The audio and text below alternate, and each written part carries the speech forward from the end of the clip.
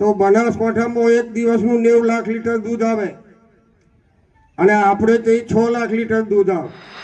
એટલે કમ્પેરિઝન ને કોમ્પિટિશન ની ગણતરીમાં આપણે સંઘના કરતાં પણ ભાવફેરમાં આગળ હોય.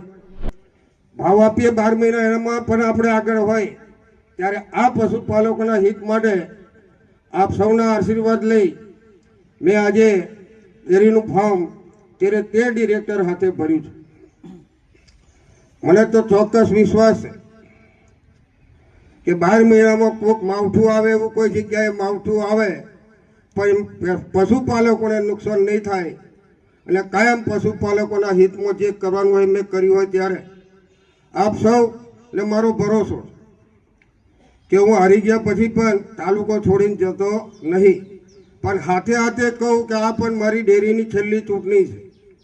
આ ચૂંટણીમાં કોઈ રહી ના જાય મારી ગાડીમાં બેસવામાં, એ આશાને અપેક્ષા રાખું છું.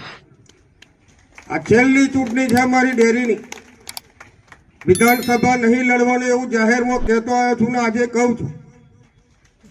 પણ જમા ઉધાર તો જે મારી હાથે કરે છે અને વ્યાજ હાથે જમા ઉધાર કરવાની આવડત છે.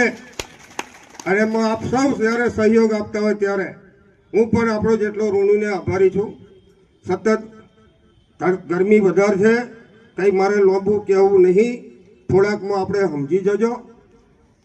આ ગયું વર્ષ કે અલગ કરતો કે આ વર્ષ બેકાર આવ્યું એમ નવું વર્ષ કોઈનું બેકાર ના આવે એના માટે આપ સૌને પ્રભુ શક્તિ આપે. અને મને જે કંઈ નિશાની મળશે મેં તો 2 નિશાની માગી શકે, મીણબત્તી આલો અથવા આટલી ટોર્ચ બેટરી આલો, જેથી મારા તાલુકામાં અંધારું ના થઈ જાય. તો આ નિશાનમાંથી 2 એક નિશાન મળવાનું.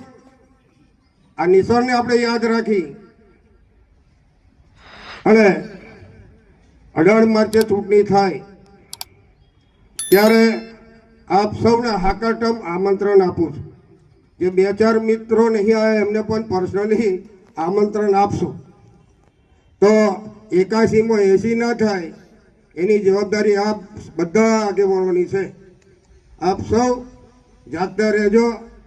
ઊંઘતાની પાડી ને જાગતા ઊંઘતાનો પાડો અને જાગતાની પાડી એમ આપણે એવું નહીં સમજવું કે 81 આયા થાય. એવી શક્તિ કુદરત આપે એવી પ્રભુના ચરણોમાં પ્રાર્થના સાથે આપ સૌ